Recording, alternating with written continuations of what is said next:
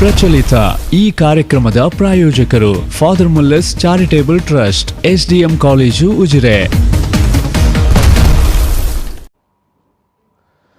ನಮಸ್ಕಾರ. ವಿಶೇಷ ಕಾರ್ಯಕ್ರಮಕ್ಕೆ ಸ್ವಾಗತ. ನಾನು ತಾರನಾಥ್ ಗಟ್ಟಿ ಕಾಪಿಕಾಡ್.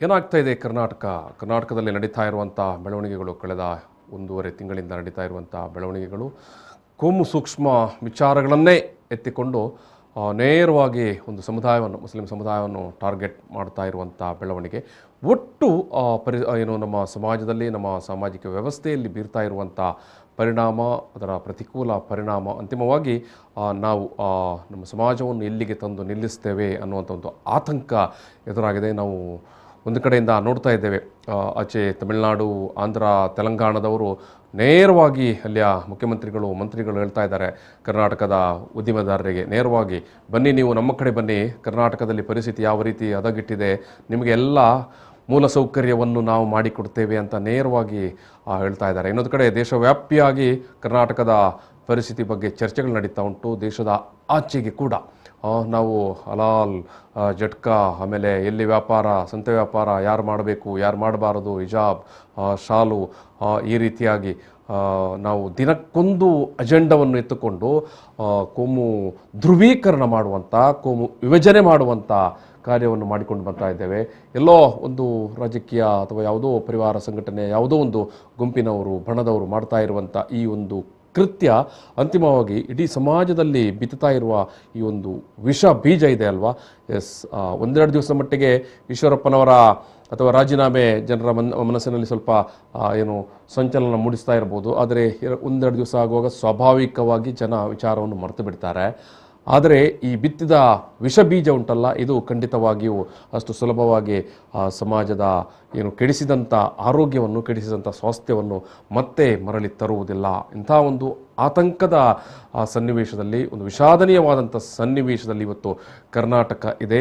ಜೊತೆಗೇನೆ ಎಲ್ಲ ವಿಷ ಬೀಜಕ್ಕೆ ನೀರೆರೆಯುವಂಥ ಕೆಲಸವನ್ನು ಕರ್ನಾಟಕದ TV ಮಾಧ್ಯಮಗಳು ಕೂಡ ಹಗಲು ರಾತ್ರಿ ಅಂತ ಮಾಡಿಕೊಂಡು ಬಂದಿತ್ತು. ಈಗ 1-2 ದಿವಸ ಮಾತ್ರ ಈಶ್ವರಪ್ಪನ ಪ್ರಕರಣದ ಹಿಂದೆ ಹೋಗಿದೆ, ಮತ್ತೆ ಅದು ಯಥಾಸ್ಥಿತಿಯಲ್ಲಿ ಕೂಡ ಅದೇ ವಿಚಾರಕ್ಕೆ ಬರಲಿಕ್ಕಿದೆ. ನಾವು ನಾಗರಿಕ ಸಮಾಜ ಇಂಥ ಸನ್ನಿವೇಶದಲ್ಲಿ ಏನು ಮಾಡಬೇಕು, ಆರೋಗ್ಯಕರವಾದಂಥ ಕಲ್ಯಾಣ ರಾಷ್ಟ್ರವನ್ನು ಕಟ್ಟುವ ನಿಟ್ಟಿನಲ್ಲಿ ಈ ದೇಶ, ಈ ರಾಜ್ಯ, ಈ ನಾಡು, ಈ ಮಣ್ಣು, ಇದರೆಲ್ಲ ಪರಂಪರೆಯೇ ಅದೊಂದು ಸೌಹಾರ್ದ ಪರಂಪರೆ, ಭ್ರಾತೃತ್ವದ ಪರಂಪರೆ, ಮತ್ತು ನಮ್ಮ ಸಂವಿಧಾನ ಕೂಡ ಅದನ್ನೇ ಹೇಳುವಂಥದ್ದು. ಇವತ್ತಿನ ಈ ಒಂದು ಚರ್ಚೆಯಲ್ಲಿ ನಮ್ಮ ಜೊತೆಗೆ ಭಾಗಿಗಳಾಗ್ತಾ ಇದ್ದಾರೆ ಮಂಗಳೂರಿನ ವಕೀಲರಾಗಿರುವಂಥ ದಿನೇಶ್ ಹೆಗ್ಡೆ ಉಳಪಾಡಿಯವರು, ಆಮೇಲೆ ರೈತ ಮುಖಂಡರಾಗಿರುವಂಥ ರವಿಕಿರಣ ಪುಣಚ ಅವರು, ಕಾರ್ಮಿಕ ಮುಖಂಡರಾಗಿರುವಂಥ ರಾಮಣ್ಣ ವಿಟ್ಲ ಅವರು. ನಾನು 3 ಮಂದಿಯನ್ನು ಕೂಡ ಈ ಒಂದು ಕಾರ್ಯಕ್ರಮಕ್ಕೆ ಪ್ರೀತಿಯಿಂದ ಸ್ವಾಗತ ಮಾಡ್ತೇನೆ. ಸರ್ ನಮಸ್ಕಾರ. ದಿನೇಶ್ ಹೆಗ್ಡೆ ಉಳಪಾಡಿಯವರು ಜಿಲ್ಲೆಯ ಖ್ಯಾತ ಜನಪರ ಕಾಳಜಿಯ ವಕೀಲರು, ರವಿಕಿರಣ ಪುಣಚ ಅವರು ಕರ್ನಾಟಕ ರಾಜ್ಯ ರೈತ ಸಂಘದ ರಾಜ್ಯ ಪ್ರಧಾನ ಕಾರ್ಯದರ್ಶಿಯವರು, ಅದೇ ರೀತಿಯಾಗಿ ರಾಮಣ್ಣ ವಿಟ್ಲ ಅವರು CITU ಕಾರ್ಮಿಕ ಸಂಘಟನೆಯ ಜಿಲ್ಲಾ ಮುಖಂಡರು. ಜೊತೆಗೆ ನಮಗೆ ಈ ಪ್ಯಾನಲ್ನಲ್ಲಿ ಬ್ರೇಕ್ನ ನಂತರ ರಾಜಾ ಚಣ್ತಿಮಾರ್ ಅವರು ನಮಗೆ ಈ ಒಂದು ಪ್ಯಾನಲಲ್ಲಿ ಭಾಗವಹಿಸ್ತಾರೆ. ಅವರು ಮಾನವ ಬಂಧುತ್ವ ವೇದಿಕೆಯ ಬಂಟ್ವಾಳ ತಾಲೂಕು ಸಮಿತಿಯ ಸಂಚಾಲಕರು. ನಾನು ಈ ಒಂದು ಮಾತುಕತೆಯನ್ನು ಆರಂಭಿಸುವ ಸಂದರ್ಭದಲ್ಲಿ, ವಕೀಲರೇ, ನಾವು ಕಳೆದ 1.5 ತಿಂಗಳಿಂದ ನೋಡ್ತಾ ಇರೋ ಬೆಳವಣಿಗೆ ಆತಂಕ ಕಾಡುವಂಥದ್ದು ಬಹುಶಃ ಎಲ್ಲರ ವಲಯಗಳಲ್ಲೂ ನಾವು ವಿಭಜನೆ ಮಾಡಿಕೊಂಡು ಬರ್ತಾ ಇದ್ದೇವೆ. ದಿನಕ್ಕೊಂದು ವಿಚಾರ, ದಿನಕ್ಕೊಂದು ವಿಷಯನ್ನು ಇಟ್ಕೊಂಡು.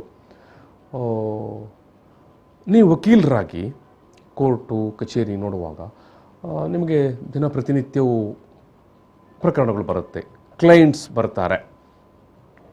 ಈ ರೀತಿಯ ವಿಭಜನೆ, ಈಗ ನಾವು ವ್ಯಾಪಾರ ಮಾಡಲಿಕ್ಕೆ ಹಿಂದೂಗಳ ಜೊತೆಗೆ ಮಾಡಿ, ಮುಸ್ಲಿಮರ ಜೊತೆಗೆ ಮಾಡಬೇಡಿ, ಇಂಥ ಜಾಗದಲ್ಲಿ ಮುಸ್ಲಿಮರ ಜೊತೆಗೆ ಮಾಡಿ, ಹಿಂದೂಗಳ ಜೊತೆಗೆ ಮಾಡಬೇಡಿ, ಈ ರೀತಿಯ ಆಹಾರ ತಗೊಳ್ಳಿ, ಈ ರೀತಿಯ ಹೋಟೆಲ್ಗೆ ಹೋಗಿ, ಈ ಎಲ್ಲ ವಿಚಾರಗಳುಂಟಲ್ಲ, ವಿಭಜನೆ ಮಾಡಿಕೊಂಡು ಬರುವಂಥದ್ದು. ಒಂದು ಕೋರ್ಟು, ನ್ಯಾಯಾಂಗ ವ್ಯವಸ್ಥೆ ಒಳಗಡೆ ಇರುವಂಥ ನಾನು ನಿಮ್ಮ ಹತ್ರ ಕೇಳುವಂಥದ್ದು, ಈ ರೀತಿಯ ಮನಸ್ಥಿತಿ, ಈ ರೀತಿಯ ಮನೋಧರ್ಮವನ್ನು ನ್ಯಾಯಾಲಯ, ನ್ಯಾಯಾಂಗ ವ್ಯವಸ್ಥೆ ಯಾವ ಮಟ್ಟಿನಲ್ಲಿ ಇದನ್ನು ಸಹಿಸಿಕೊಳ್ಳುತ್ತೆ, ಒಪ್ಪಿಕೊಳ್ಳುತ್ತೆ? ನೋಡಿ, ನ್ಯಾಯಾಂಗಕ್ಕೆ ವಿಚಾರಕ್ಕೆ ಬಂದಾಗ ನ್ಯಾಯಾಲಯಕ್ಕೆ ಕೆಲಸ ಮಾಡಲಿಕ್ಕೆ ಹಲವಾರು ವಿಚಾರ ಇದೆ. ಜನ ಸಂವಿಧಾನವನ್ನ ಸರಿಯಾಗಿ ನೋಡ್ಕೊಳ್ಬೇಕಾದ್ರು ಸರ್ಕಾರದ ಜವಾಬ್ದಾರಿ. ಸಂವಿಧಾನದ ಆಶಯಕ್ಕೆ ತಕ್ಕಂತೆ ಆಡಳಿತ ನಡೆಸುವಂಥದ್ದು ಒಂದು ಸರ್ಕಾರದ ಜವಾಬ್ದಾರಿ. ಆದರೆ ಸಂವಿಧಾನದ ಆಶಯದಂತೆ ನಡೆದುಕೊಂಡಿಲ್ಲ ಅಂತಿದ್ದಾಗ ಜನ ಅದನ್ನು ಹೈಕೋರ್ಟಿಗೂ ಅದು ಇತರ ವಿಚಾರಕ್ಕೆ ಹೋಗ್ಬೋದು. ಅದು ಹೋಗಿಲ್ಲ, ಯಾಕೆ ಹೋಗಿಲ್ಲ ಅನ್ನೋದು ಅವರಿಗೆ ಬಿಟ್ಟದ್ದು. ಇನ್ನೊಂದು ಹೇಳ್ಬೋದು, ಈಗ ಇಷ್ಟೆಲ್ಲ ಹೇಳ್ತಾ ಇದ್ದಾರೆ, ನಾಳೆ ಹೇಳ್ಬೋದು ಸರ್ಕಾರ ಇಲ್ಲ ನಾವೇನು ತೊಂದರೆ ಮಾಡಿಲ್ಲ ಪ್ರೊಟೆಕ್ಷನ್ ಕೊಡ್ತೇವೆ ಅಂದ್ರೆ ಹೈಕೋರ್ಟ್ ಅಂಡರ್ಟೇಕಿಂಗ್ ಕೊಡ್ಬೋದು, ಅದು ಬೇರೆ ವಿಚಾರ. ಒಟ್ಟಾಗಿ ಸಂವಿಧಾನದ ಏನಿರುತ್ತೆ, ಈಗ ಕೆಟ್ಟ ಸಂವಿಧಾನ ಇರ್ಬೋದು, ಒಳ್ಳೆಯ ಸಂವಿಧಾನ ಇರ್ಬೋದು, ಒಳ್ಳೆಯ ಅನುಷ್ಠಾನ ಮಾಡೋ ಜನರು ಬೇಕಾಗಿರುವಂತದ್ದು. ಅನುಷ್ಠಾನ ಮಾಡಲಿಕ್ಕೆ ಜನ ಅಲ್ಲ, ಆಡಳಿತ ಮಾಡ್ಲಿಕ್ಕೆ ಗೊತ್ತಿರುವಂತ ಅನುಭವಿ ವ್ಯಕ್ತಿಗಳು ಬೇಕು, ಪ್ರತಿನಿಧಿಗಳು. ಅನುಭವಿ ವ್ಯಕ್ತಿಗಳಿದೆ. ಯಾಕೆ ಈಗ ಇಂಗ್ಲೆಂಡಿಗೆ ಅಲ್ಲಿ ಅನ್ರಿಟನ್ ಕಾನ್ಸ್ಟಿಟ್ಯೂಷನ್ ಕೇಳಿದ್ರಿಲ್ಲ, ನಮ್ಮ ಹಾಗೆ ಲಿಖಿತವಾದರಿಯ ಸಂವಿಧಾನ ಇಲ್ಲ. ಅಲಿಖಿತ, ಅದರಿಂದ ಸಂವಿಧಾನ ಅಂತ ಇದೆ, ಅಲಿಖಿತ. ಆದ್ರೆ ಅಮೆರಿಕನ್ ಕಾನ್ಸ್ಟಿಟ್ಯೂಷನ್ ಬಹಳ ಚಿಕ್ಕ ಕಾನ್ಸ್ಟಿಟ್ಯೂಷನ್, ರಿಜಿಡ್ ಕಾನ್ಸ್ಟಿಟ್ಯೂಷನ್. ನಮ್ದು ರಿಜಿಡ್ ಅಲ್ಲ, ಫ್ಲೆಕ್ಸಿಬಲ್ ಅಲ್ಲ, ಬಹಳ ದೊಡ್ಡದ ವಿಸ್ತಾರವಾದದ್ದು. ಈ ಮೂರು ವಿಚಾರದಲ್ಲಿ ನೋಡಿದಾಗ ನಾವು ಆ ಅಮೆರಿಕ ಇಂಗ್ಲೆಂಡ್ ನೋಡಿದಾಗ ನಾವು 1400ಕ್ಕೆ ಇದ್ದೀವಿ, ಅಥವಾ ಕ್ರಿಸ್ತಕ 600ಕ್ಕೆ ಇದ್ದೀವಿ ಅಷ್ಟೇ. ಈ ಇಂಗ್ಲೆಂಡ್ ಅಲ್ಲಿ ಈ ರೀತಿಯ ಭಾವನೆಗಳು ಇದ್ದಂತ ಸಮಯ ಕೇಳಿದ್ರೆ ಕ್ರಿಸ್ತಶಕ 600. ನಾವು ಕಾನೂನಿನ ಚೌಕಟ್ಟಲ್ಲಿ ನೋಡೋದಿದ್ರೆ, ಮತ್ತೆ ನೀವು ಕೇಳಿದಂತ ವಿಚಾರ ಯಾಕೆ ಕೋರ್ಟ್ ಯಾವ ರೀತಿಯಲ್ಲಿ ನೋಡುತ್ತೆ ಅನ್ನೋದು. ಕೋರ್ಟ್ ಏನ್ ನೋಡೋದು, ಕೋರ್ಟ್ ಯಾರು ಹೋಗ್ಬೇಕು, ಜನ ಹೋಗ್ಬೇಕು.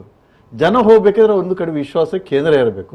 ಯಾಕೆ ಹೋಗಿಲ್ಲ ಅನ್ನೋದು ಜನರಿಗೆ ಬಿಟ್ಟದ್ದು, ಆಯಾ ವರ್ಗಕ್ಕೆ ಬಿಟ್ಟದ್ದು. ಆದ್ರೆ ಇದನ್ನ ಪಾಲಿಸಬೇಕಾದ, ಇದನ್ನು ಪಾಲಿಸ್ತೇನಂತ ಶಪಥ ಮಾಡಿದವರು ಯಾರು? ನಮ್ಮ ಜನಪ್ರತಿನಿಧಿಗಳು, ನಮ್ಮನ್ನು ಆಳ್ವಿಕೆ ಮಾಡುವವರು. ಅಲ್ಲಿ ಶಪಥ ಮಾಡ್ತಾರೆ, 2 ಶಪಥ ಮಾಡ್ತಾರೆ. ಒಂದು ಕಾನ್ಫಿಡೆನ್ಶಿಯಾಲಿಟಿ, ಇನ್ನೊಂದು ಸಂವಿಧಾನದ ಬಗ್ಗೆ. ಎರಡನ್ನು ಶಪಥ ಮಾಡಿಕೊಂಡು ಬಂದಂತ ಮುಖ್ಯಮಂತ್ರಿ ಏನ್ ಮಾಡ್ತಾರೆ, ಮಂತ್ರಿ ಮಹೋದಯರು ಏನ್ ಮಾಡ್ತಾರೆ? ಮುಖ್ಯಮಂತ್ರಿ ಕ್ರಿಯೆಗೆ ಪ್ರತಿಕ್ರಿಯೆ ಅಂತ ಹೇಳ್ತಾರೆ.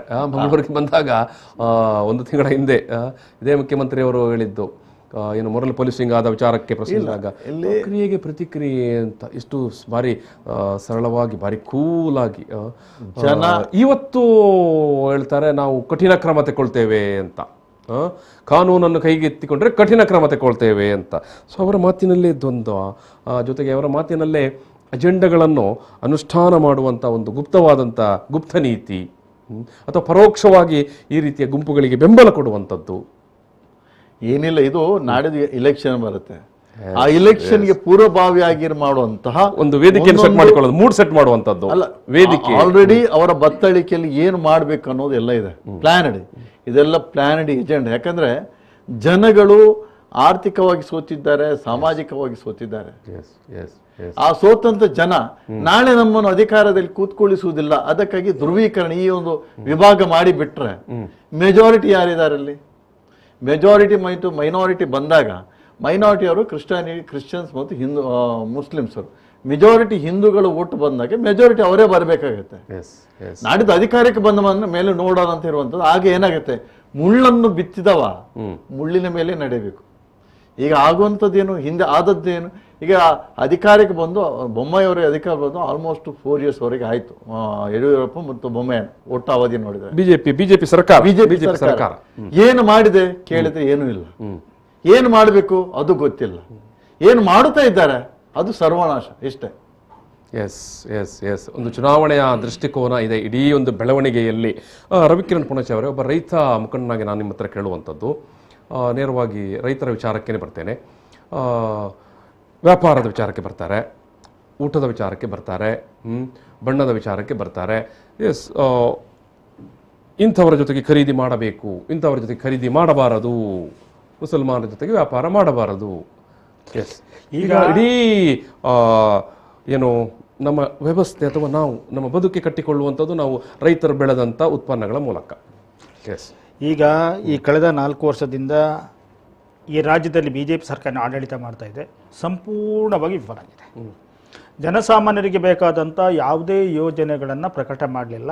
ಹಿಂದೆ ಪ್ರಕಟಿಸಿದಂಥ ಯೋಜನೆಗಳಿಗೆ ಬೇಕಾದಂಥ ಆರ್ಥಿಕ ದಾನವನ್ನು ಕೂಡ ಕೊಡಲಿಲ್ಲ, ಬಿಡುಗಡೆನೂ ಮಾಡಿಲ್ಲ. ಕಳೆದ 4 ವರ್ಷದಿಂದ ಬಡವರಿಗೆ ಕೊಡ್ತಕ್ಕಂಥ ಮನೆ ಕೊಡಲಿಲ್ಲ. ಮೂರು ವರ್ಷ ಕಳೆದ 3 ವರ್ಷದಿಂದ ಮನೆ ಕೊಡಲಿಲ್ಲ. ವಸತಿ ಇಲ್ವೇ ಇಲ್ಲ. ಈಗ ರೈತರ ಹತ್ರ ಜನಸಾಮಾನ್ಯರ ಹತ್ರ ಸರ್ಕಾರಿ ಜಮೀನಿದೆ, ಅವರು ಎನ್ಕ್ವೈಸ್ ಮಾಡಿಕೊಂಡು ಬಹಳ ವರ್ಷಗಳಾಯಿತು. ಫಾರ್ಮ್ ನಂಬರ್ 50, 53, 57 ಅಲ್ಲಿ ಅಪ್ಲಿಕೇಶನ್ ಕೊಟ್ಟಿದ್ದಾರೆ.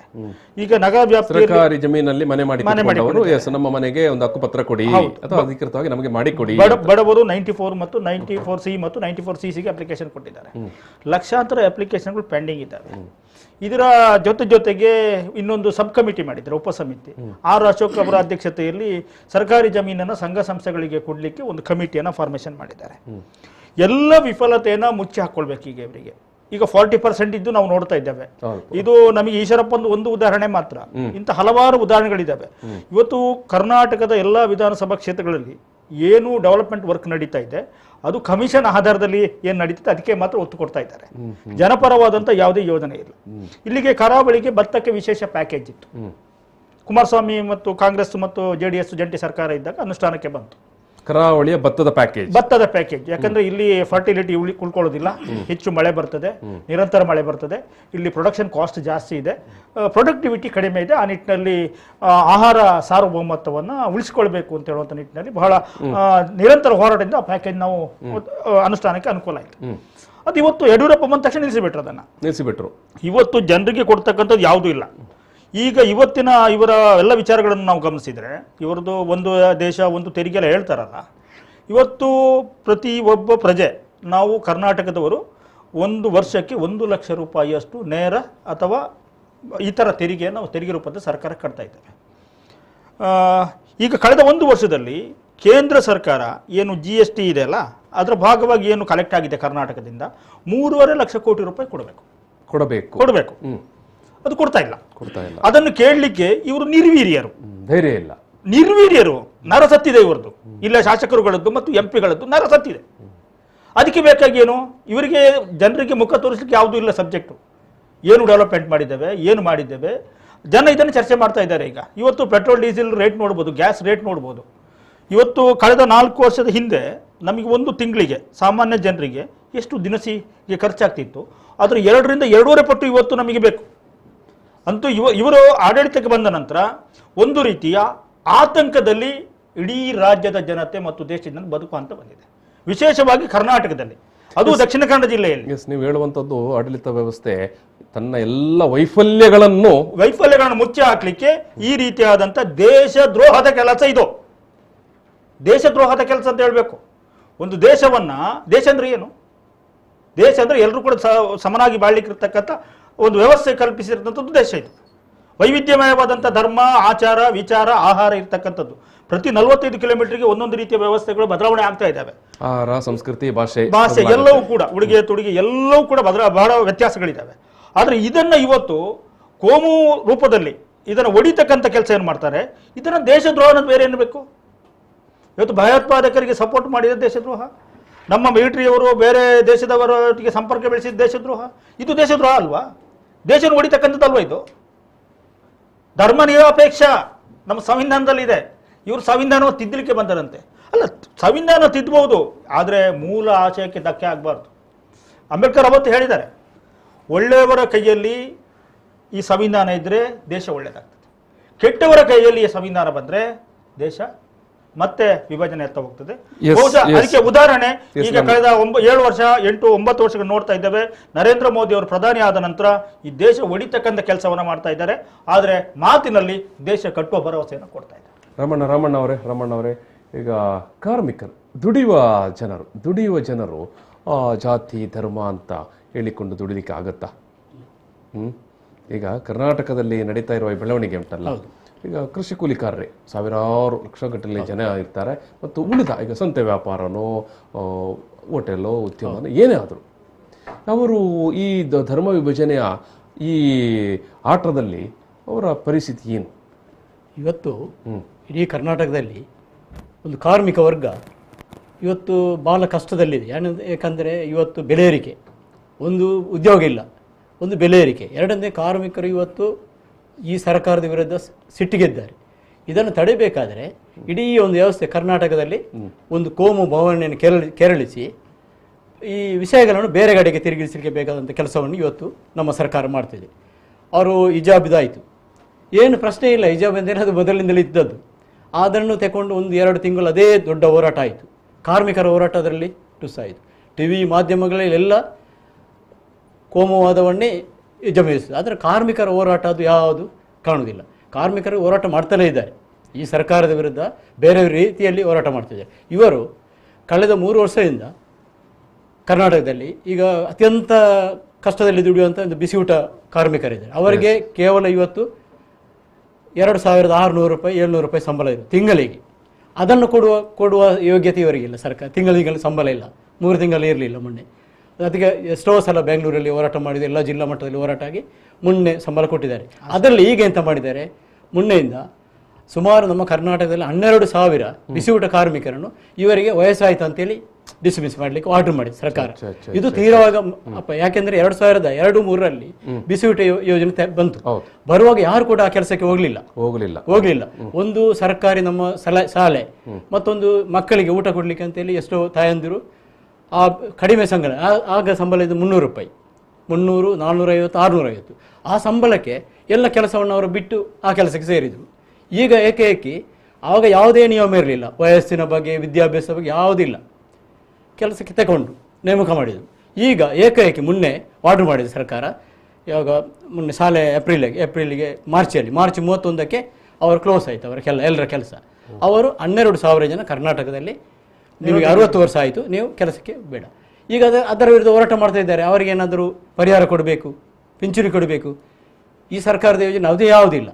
ಕೆಲಸಕ್ಕೆ ತೆಗೆದ್ರು ದುಡ್ಡು ಬಿಸಾಡಿದ್ರು. ಇದೇ ಇವರ ನೀತಿ. ಇದನ್ನು ಮುಚ್ಚಬೇಕಾದರೆ ಇವರಿಗೆ ಏನು ಬೇಕು? ಹಲಾಲ್, ಜಡ್ಕ, ಸಂತೆ ವ್ಯಾಪಾರ. ಅದು ನಮ್ಮ ಹಿರಿಯರ ಕಾಲದಿಂದ ಕೂಡ ಎಲ್ಲ ದೇವಸ್ಥಾನದಲ್ಲಿ ಎಲ್ಲ ಮುಸ್ಲಿಮರು ಎಲ್ಲರೂ ಯಾರು ವ್ಯಾಪಾರ ಮಾಡೋರು ಮಾಡ್ತಾ ಇದ್ರು. ಇವತ್ತು ಏಕೈಕಿ ಯಾಕೆ ಬಂತು ಇವರಿಗೆ? ಇವರ ವೈಫಲ್ಯ ಎಲ್ಲ ಕಡೆಯಲ್ಲಿ ಸರ್ಕಾರದ ವೈಫಲ್ಯವನ್ನು ಮರೆಮಾಚಲಿಕ್ಕಾಗಿ ಅದನ್ನು ಕಾಣಿಸುವುದು. ಯುವಕರೇನು ಏನು ಕೆಲಸ ಉಂಟು? ಇವತ್ತು ನರೇಂದ್ರ ಮೋದಿ ಅಧಿಕಾರಕ್ಕೆ ಬರುವಾಗ 2 ಕೋಟಿ ಉದ್ಯೋಗ ವರ್ಷದಲ್ಲಿ ಸೃಷ್ಟಿ ಆಗ್ತದೆ ಅಂತ ಹೇಳಿ. ಉದ್ಯೋಗ ಯಾವ್ದು ಉದ್ಯೋಗ ಇದೆ? ಈಗ ಬ್ಯಾಗ್ ಅನ್ನು ಹೆಗಡಿ ಹಾಕಿ ಯಾರ್ದು ಫೋನ್ ಬರುತ್ತೆ ಕಾಯ್ತಾ ಇದ್ದಾರೆ ಹುಡುಗರು. ಎಂತದ್ದು ಸಪ್ಲೈ ಮಾಡ್ಲಿಕ್ಕೆ. ನಿರುದ್ಯೋಗಿಗಳು ಎಲ್ಲ 2 ಡಿಗ್ರಿ ಮಾಡಿಕೊಂಡವರು ಎಂತ ಮಾಡ್ತಾರೆ? ಎಲ್ಲ ಅವರದ್ದು ಹೋಟ್ಲ ಬಾಗಿಲಲ್ಲಿ ಎಲ್ಲ ನಿಲ್ಸ್ತಾ ಇರ್ತಾರೆ. ಕಂಪನಿಗಳು ಬಂದಿದೆ, ಯಾರ ಮನೆಗೆ ಊಟ ಕೊಂಡು ಹೋಗುದು ಇವರ ಕೆಲಸ. ರಾಮಣ್ಣ ಅವರೇ, ನೀವು ಹೇಳಿದ ಬಾರಿ ಒಂದು ಆತಂಕದ ವಿಚಾರ. ಯಾಕಂತ ಹೇಳಿದ್ರೆ ಈ ಅಡುಗೆ ಸಹಾಯಕರನ್ನು ಈ ರೀತಿಯಾಗಿ ಕಿತ್ತು ಹಾಕಿದ್ರು. ಯಾರಾದರೂ ಮಾತಾಡ್ತಾ ಇದ್ದಾರ ಬೀದಿಯಲ್ಲಿ ಮಾತಾಡಿದ್ರು? ಅಲ್ಲ, ನಾನು ಕೇಳುವಂಥದ್ದು ಈ ಗಲಾಟೆ, ಜಾಬು, ಜಟಕ, ಮಟಕ ಅಂತ ಹೇಳುವ ಜನರು ಯಾರಾದರೂ ಈ ಯಾವುದೇ ಸಹಾಯಕ ತಾಯಂದಿರ ಬಗ್ಗೆ ಮಾತಾಡ್ಲಿಲ್ಲ. ಯಾರು ಮಾತಾಡುದಿಲ್ಲ. ಇವರೆಲ್ಲ ವಯಸ್ಸಾದ ತಾಯಂದಿರೆಲ್ಲ ಕೆಲಸ ಮಾಡ್ತಾ ಇದ್ದಾರೆ. 60 ವರ್ಷದ ಮೇಲೆ ದುಡಿಬಾರ್ದಲ್ಲ ಅಂತೇಳಿ. ದುಡಿಯೋದು ತಿನ್ಲಿಕ್ಕೆ ಆಗ್ತದಾ? ದುಡಿಯುವ ಈಗ ಒಬ್ಬ ಕಾರ್ಮಿಕನಿಗೆ ದುಡಿಲಿಕ್ಕೆ ಆಗ್ಲಿಕ್ಕೆ 60 ವರ್ಷ ಅವ್ರಿಗೆ ಪೆನ್ಷನ್ ಕೊಡಬೇಕು, ಒಂದು ಪರಿಹಾರ ಕೊಡಬೇಕು. ಯಾವುದು ಕೊಡದೆ ನೀವು ಮನೆಗೆ ಹೋಗುವಂತ ಹೇಳುವಂತ ಈ ನೀಚ ಸರ್ಕಾರ ಇದ್ರೆ ಹೇಗೆ ಬದುಕೋದು ನಾವು ಸರ್ಕಾರ? ಕಾರ್ಮಿಕರು ಈಗ ಜನಪ್ರತಿನಿಧಿಗಳಿಗೆ ಪೆನ್ಷನ್ ಬೇಕು, ಅವ್ರಿಗೆ ಯಾರು ಮೊನ್ನೆ ಚರ್ಚೆ ಆಗ್ಲಿಲ್ಲ. ಜಾಸ್ತಿ ಆಯ್ತು, 25,000 ಮೊನ್ನೆ ಜಾಸ್ತಿ ಮಾಡಿದ್ರು ಎಲ್ಲರೂ. ಯಾರು ಅದಕ್ಕೆ ಅನೌಂಟ್ ಇವರಿಗೆ ಮಾತ್ರ ಕೊಡ್ಲಿಕ್ಕೆ. ಇದು ಒಳೆಪಾಡಿ ಅವರೇ, ಕಾನೂನಿನ ನೆಲೆಯಲ್ಲಿ ನಾವು ನೋಡ್ತಾ ಹೋದಾಗ ನಡೀತಾ ಇರುವಂಥ ಘಟನಾವಳಿಗಳು ಕರ್ನಾಟಕದಲ್ಲಿ ನಡೀತಾ ಇರುವಂಥ ಘಟನಾವಳಿಗಳು ನಾಳೆ ಬಹುಶಃ ನಾವು ಕೋರ್ಟಿಗೆ ಹೋಗೋ ಕೂಡ ಅಲ್ಲಿ ಹಿಂದೂಗಳಿದ್ದಾರಾ ಮುಸ್ಲಿಮರಿದ್ದಾರಾ ಅಂತ ಕೂಡ ಬಹುಶಃ, ಯಾಕಂದರೆ ಇವರು ದಿನಕ್ಕೆ ಒಂದು ವಿಚಾರವನ್ನು ಎತ್ತಿಕೊಂಡು ಬಿಡ್ತಾ ಇರುವಂಥದ್ದು ಕೋಮು ಧ್ರುವೀಕರಣ ಮಾಡಲಿಕ್ಕೆ. ಸೊ ಆ ಸನ್ನಿವೇಶಕ್ಕೆ ಕೂಡ ಬಂದರೆ ಅದನ್ನೇ ಆಗ ಒಬ್ಬರ ವಕೀಲರಲ್ಲಿ ಹೇಳಿದೆ. ಈಗ ಎಲ್ಲ ಬಂದು ಲಾಸ್ಟಿಗೆ ಕೋರ್ಟಿಗೆ ಬರೋದು. ಯಾರು ಮುಸ್ಲಿಂ ವಕೀಲರಿದ್ದಾರೆ, ಯಾರು ಹಿಂದೂ ವಕೀಲರಿದ್ದಾರೆ, ಹಿಂದೂಗಳು ಹಿಂದೂಗೇನೆ ಕೊಡಬೇಕು. ಈ ಒಂದು ಹಂತಕ್ಕೂ ಇನ್ನು ಭವಿಷ್ಯದಲ್ಲಿ ಬರುವಂಥ ಒಂದು ಸಂದರ್ಭ ಇರ್ಬೋದು ಅಂತ ಈ ಭಯಾನಕ ವಾತಾವರಣದಲ್ಲಿ ಇದ್ದೇವೆ. ನಮ್ಮಲ್ಲಿ ಕಾನ್ಸ್ಟಿಟ್ಯೂಷನ್ ಅಂತ ಬಂದಾಗ ಎಲ್ಲ ಹೇಳ್ತದೆ, ನಾವು right to profession, right to ಅಂತ ಹೇಳ್ತೇವೆ, ಎಕ್ಸ್ಪ್ರೆಷನ್ ಅಂತ. ಆದರೆ ಪ್ರಾಕ್ಟಿಕಲಿ ಬಂದಾಗ ಈಗ ಆಗುವಂಥದ್ದು ಏನಂದ್ರೆ ಎಲ್ಲವನ್ನು ಕಟ್ ಮಾಡಬೇಕು. ಈಗ ಇವರು ಹೇಳ್ತಾ ಇದ್ದಾರೆ, ಯಾರು ಒಂದು ಹಣ್ಣು ಮಾರುವವ ಹಿಂದೂಗಳೇ ಇರಬೇಕು, ತಗೊಳ್ಳೋ ಹಿಂದೂಗಳು. ಎಲ್ಲ ಒಳ್ಳೆ ಬೆಲೆಯನ್ನು ಕೊಡುವವರು ಯಾರು ಇರುವಂಥದ್ದು? ಮುಸಲ್ಮಾನ. ಒಳ್ಳೆ ಬ್ಯಾರಿ ಅಂತ ಹೇಳಿದ್ರೆ ಬೇರ ವ್ಯಾಪಾರ. ಅದರ ಆಲೋಚನೆ ಮಾಡೋಣ. ಯಾವುದೇ ಒಂದು ವ್ಯವಹಾರ ಮಾಡಬೇಕಾದ್ರೆ ಆತನಿಗೆ ಅಲ್ಲಿರುವಂಥ ಅಪ್ಲಿಕೇಶನ್ ಆಫ್ ಮೈಂಡ್ ಬೇಕಾಗುತ್ತೆ. ಆ ಲಾಕ್ಡೌನ್ ಟೈಮಲ್ಲಿ ಎಲ್ಲ ಹೇಳಿದರು ಹಿಂದೂಗಳು ಇದನ್ನು ಯಾವುದು ಹಿಂದೂಗಳಿಂದ ಇದನ್ನು ಖರೀದಿ ಮಾಡಿ ಮೀನುಗಳ ಅಂತ ಎಲ್ಲ ನಾನು ಒಬ್ಬರು ಫೋನ್ ಮಾಡಿದ್ರು, ಹಿಂದೂಗಳು ಫೋನ್ ಮಾಡಿದರು. ಯಾವಾಗಲೂ ನಮಗೆ ಮುಸ್ಲಿಮ್ ನಮ್ಮ ಫ್ಲ್ಯಾಟಿಗೆ ಮುಸ್ಲಿಮ್ ಒಬ್ಬರು ತರ್ತಾಯಿದ್ರು. ಹಿಂದೂ ಫೋನ್ ಆಯಿತು ಹೊಸ ಬಿಸ್ನೆಸ್ ಕೊಡೋಣ ಅಂತ ಫೋನ್ ತಗೊಂಡ್ಮೇಲೆ ಸ್ವಲ್ಪ ಆ ಟೈಮಲ್ಲಿ ಲಾಕ್ಡೌನ್ ಇತ್ತು, ಜಾಸ್ತಿ ತಗೊಂಡು ನೋಡ್ತೇನೆ, ಮನೆಗೆ ತಂದು ನೋಡಿದೆ ಕೊಳ್ತು ಹೋಗಿದೆ. ಅದೇ ಆ ಮುಸ್ಲಿಮ್ ತರುವಂಥದ್ದು ಹೇಳ್ತಾನೆ. ಅಲ್ಲಿ ಆತನಿಗೆ ಫೋನ್ ಮಾಡಿ ಕೇಳಿದಾಗ, ಸರ್ ನನಗೆ ಅನುಭವ ಇಲ್ಲ, ಯಾವುದೇ ಒಂದು ವ್ಯವಹಾರ ಮಾಡಬೇಕಾದ್ರೆ ಆ ಕಸ್ಟಮರ್ಸ್ ರಿಲೇಷನ್ಶಿಪ್ ಏನಿದೆ ಅದು ಮುಖ್ಯ ಆಗಿರ್ತದೆ. ಅನುಭವ ಇದ್ದವ ಆತ ವ್ಯಾಪಾರ ಮಾಡಬೇಕು. ಅನುಭವ ಇದ್ದರೆ ಆ ವ್ಯಾಪಾರಸ್ಥನಿಗೂ ಲಾಭ ಬರುತ್ತೆ, ಯಾರು ಖರೀದಿ ಮಾಡ್ತಾರೆ ಅವರಿಗೂ ಲಾಭ ಬರುತ್ತೆ. ಹಾಗಾಗಿ ಇಲ್ಲಿ ಇನ್ನು ಮುಂದೆ ಏನು ಅನ್ನೋ ನಾವು ಭಯ ಪಡಬೇಕಾಗುತ್ತೆ, ನಾಳೆ ಏನು ಅನ್ನೋ ನಾವು ಭಯ ಪಡಬೇಕಾಗುತ್ತೆ. ಇದು ರವಿಕಿರಣ್ ಅವರೇ, ಈಗ ರೈತರು ಉತ್ಪನ್ನಗಳು ನೀವು ಈ ರೀತಿ ವಿಭಜನೆ ಮಾಡಿ ಮಾರಾಟ ಖರೀದಿ ಇಲ್ಲ. ಈಗ ಇವರು ವಕೀಲರು ಒಂದು ವಿಚಾರವನ್ನು ಮುಂದಿಟ್ಟರು, ಯಾರಿಗೆ ಅನುಭವ ಇದೆ ಅವರು ಅದನ್ನು ಮಾಡಬೇಕು ಅಂತ. ಎಸ್, ಈಗ ಏನೇನೇ ಅನುಭವ ಇಲ್ಲದವರು, ಆಡಳಿತ ಅನುಭವ ಇಲ್ಲದವರು ಆಡಳಿತದಲ್ಲಿ ಇದ್ದಾರೆ. ಇದು ಸ್ಪಷ್ಟ ಉದಾಹರಣೆ. ಇವತ್ತು ನಾನು ಆಗ್ಲೇ ಒಂದು ಪ್ರಸ್ತಾಪ ಮಾಡಿದೆ, ಇದರ ರೈತರ ಉತ್ಪನ್ನಕ್ಕೆ ಬರ್ತೇನೆ. ಜನ ಆತಂಕದಲ್ಲಿದ್ದಾರೆ ಇವರು ಆಡಳಿತ ಬಂದ ನಂತರ. ಜನ ಮಾತ್ರ ಅಲ್ಲ, ಅಧಿಕಾರಿ ವರ್ಗ ಕೂಡ, ಆಡಳಿತ ವ್ಯವಸ್ಥೆ ಕೂಡ ಇವತ್ತು ಆತಂಕದಲ್ಲಿದೆ. ಇದು 40% ಕಮಿಷನ್ ವಿಚಾರ. ಈಗ ಎಲ್ಲಿ ನೀವು ನಮ್ಮ ದಕ್ಷಿಣ ಕನ್ನಡ ಇರ್ಬೋದು, ಕರ್ನಾಟಕದಲ್ಲಿ MLA ಮತ್ತು ಮಿನಿಸ್ಟರ್ ಹೇಳಿದಾಗ ಆಡಳಿತ ನಡೀತಾ ಇದೆ. ಅವರು ಅವರ ತನ ಬಿಟ್ಟಿದ್ದಾರೆ. ನಾನು ಹೇಳೋದು ಇಲ್ಲಿಯ IAS, IPS, IFS ಮತ್ತು ಎಲ್ಲ ಇಲಾಖೆಗಳ ಅಧಿಕಾರಿಗಳು, ನೀವು ಆತ್ಮಸಾಕ್ಷಿಗೆ ಗೌರವ ಕೊಟ್ಟು ಕೆಲಸ ಮಾಡಿ. ಇವರು ಕಳ್ಳರಿದ್ದಾರೆ. ಇದು ಜನರಿಂದ ಆಯ್ಕಾದ ಸರ್ಕಾರ ಅಲ್ಲ, ಖರೀದಿ ಮಾಡಿದ್ದು ಇದು ಅನೈತಿಕ ಸರ್ಕಾರ. ಇದು ಅನೈತಿಕ ಸರ್ಕಾರ. ಇವರೇ ಅಸಂವಿಧಾನಿಕವಾಗಿ ಇವತ್ತು ಆಡಳಿತ ಮಾಡ್ತಾ ಇದ್ದಾರೆ. ಇವರು ಸಂವಿಧಾನವನ್ನು ರಕ್ಷಣೆ ಮಾಡಲಿಕ್ಕೆ ಸಾಧ್ಯನಾ? ಜನಸಾಮಾನ್ಯರ ನೋವು, ನಲಿವು ಅಥವಾ ನಾಡಿನ ಮಿಡಿದ ಗೊತ್ತಿದೆಯೇ ಇವರಿಗೆ? ಚುನಾವಣೆಗೆ 30 ಕೋಟಿ, 40 ಕೋಟಿ, 50 ಕೋಟಿ ರೂಪಾಯಿ ಖರ್ಚು ಮಾಡಿ ಬಂದಿದ್ದಾರೆ. ನಮ್ಮ ಮತದಾರರು ಅಷ್ಟೇ, ಅವ್ರು ಕೊಡ್ತಕ್ಕಂಥ 1,000 2,000 ಇವತ್ತು ಇವರನ್ನು ಆಯ್ಕೆ ಮಾಡಿ ಕೊಟ್ಟಿದ್ದೇವೆ ನಾವು. ನಮ್ಮ ದುರಂತ ಇದು ಕರ್ನಾಟಕದ ದುರಂತ. ಆದ್ರಿಂದ ಇವತ್ತು ಕೃಷಿ ಉತ್ಪನ್ನಗಳನ್ನ ಅವನು ಖರೀದಿ ಮಾಡ್ಲಿ, ಇವನು ಖರೀದಿ ಮಾಡ್ಲಿ ಅಂತಲ್ಲ. ಇವರಿಗೇನಾದ್ರೂ ಈ ಅನ್ನದ ಋಣ ಇದ್ರೆ, ಅವರು ಉಣ್ಣುವ ಅನ್ನದ ಋಣ ಇದ್ರೆ, ರೈತರಿಗೆ ವೈಜ್ಞಾನಿಕ ಬೆಲೆ ಕೊಡಿ, ಕನಿಷ್ಠ ಬೆಂಬಲ ಬೆಲೆ ಇಡಲಿ, ಸರ್ಕಾರ ಖರೀದಿ ಮಾಡಿದ್ದು ಇವರು ಮಾತಾಡಬೇಕು.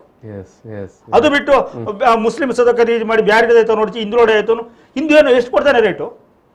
ಅವನಿಗೆ ಇವತ್ತು ಬೇಕಾದ್ದು ಆರ್ಥಿಕ ಸಬಲೀಕರಣ. ರೈತನಿಗೆ ಇವತ್ತು ಅನುತ್ಪಾದಕ ಕ್ಷೇತ್ರ ಆಗಿದೆ ಕೃಷಿ ಕ್ಷೇತ್ರ. ಯಾರು ಖರೀದಿ ಮಾಡಿದ್ರೆ ನಮಗೆ ತೊಂದರೆ ಇಲ್ಲ, ಆದ್ರೆ ವೈಜ್ಞಾನಿಕ ಬೆಲೆ ಕೊಡಬೇಕು, MSP ಅಡಿಯಲ್ಲಿ ತಗೊಳ್ಬೇಕು. ಇವು ಸರ್ಕಾರನ ಖರೀದಿ ಮಾಡಲಿಕ್ಕೆ ತಯಾರಿಲ್ಲ. ನಾಚಿಕೆ ಮಾನವರಿ ಇದೆ ಅವರಿಗೆ. ಭತ್ತ ಖರೀದಿ ಕೇಂದ್ರ ಅಂತ ಮಾಡ್ತಾರೆ, ಭತ್ತ ಖರೀದಿ ಕೇಂದ್ರ ಅಂತ ಮಾಡ್ತಾರೆ. ಯಾವಾಗ ಸೀಸನ್ ಮುಗಿದ ಮೇಲೆ ಅದು ಕೂಡ ಎಷ್ಟು % ಮಾಡಿದ್ದಾರೆ? ಈ ವರ್ಷ ಒಟ್ಟು ರೈತರ ಉತ್ಪನ್ನ ಬರೀ 12% ಮಾತ್ರ MSP ಅಲ್ಲಿ ಇವತ್ತು ಖರೀದಿ ಆಗಿದೆ. ಎಲ್ಲಾದ್ರೆ ಕಳೆದ ಹಲವಾರು ವರ್ಷಗಳಿಂದ 26ರಿಂದ 27% APMCಯಲ್ಲಿ ರೈತರಿಂದ ಏನು ಕೃಷಿ ಉತ್ಪನ್ನ ಖರೀದಿ ಆಗ್ತಿತ್ತು. ಈ ವರ್ಷ ಬರೀ 12% ಆಗಿದೆ. ಅಂದ್ರೆ ಇವರು ರೈತರನ್ನು ಉದ್ಧಾರ ಮಾಡ್ತಾರೆ. ಯಾರು ಹಿಂದೂಗಳು ಇಲ್ವಾ ರೈತರು? Major part of Hindus in agriculture sector. ಅದರಿಂದ ರೈತರನ್ನ ಬಚಾವ್ ಮಾಡ್ಲಿಕ್ಕೆ ಇವರು ಕೆಲಸ ಮಾಡಬೇಕೆ ವಿನ ಈ ರೀತಿಯ ಹುಡುಗಾಟಿಕೆ, ಪುಂಡಾಟಿಕೆ, ದೇಶದ್ರೋಹದ ಕೆಲಸ, ಸಮಾಜನ ಹೊಡಿತಕ್ಕಂಥ ಕೆಲಸ ಈಗಾಗಲೇ ಜನರ ಮೇಲೆ ಏನು ಆರ್ಥಿಕವಾಗಿ ದೊಡ್ಡ ಹೊರೆ ಬಿದ್ದಿದೆ. ರೈತರ ಮತ್ತು ಜನಸಾಮಾನ್ಯರ ಕೈ ಹಾಕಿದ್ದಾರೆ. ಬರ್ತೇನೆ ರಮಣ್ಣ. ಇದು ರಮಣ್ಣ ಅವರೇ, ಕಾರ್ಮಿಕರನ್ನು ಈ ರೀತಿ ಎಲ್ಲ ವಿಭಜನೆ ಮಾಡಿಕೊಂಡು ನೀನು ಅಲ್ಲಿ ಕೆಲಸಕ್ಕೆ ಹೋಗು, ಇಲ್ಲಿ ಕೆಲಸಕ್ಕೆ ಹೋಗು ಅಂತ ಹೇಳಿದ್ರೆ ಏನಾಗ್ಬೋದು ಪರಿಸ್ಥಿತಿ?